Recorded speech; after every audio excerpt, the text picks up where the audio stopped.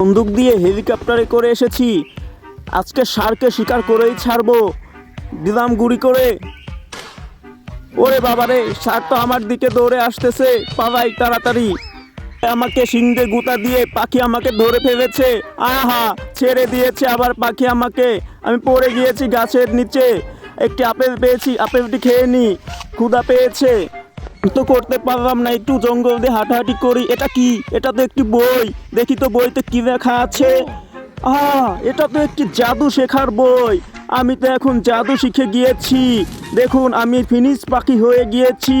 উড়ে উড়ে এখন আমি যাব আমার প্রতিশোধ নিতে। দিয়ে আমি এখন শয়তান ষাঁড়টাকে শিক্ষা দিব। আর পাখিকে শিক্ষা দিতে আমি আমার অন্য স্কিল প্রয়োগ করছি।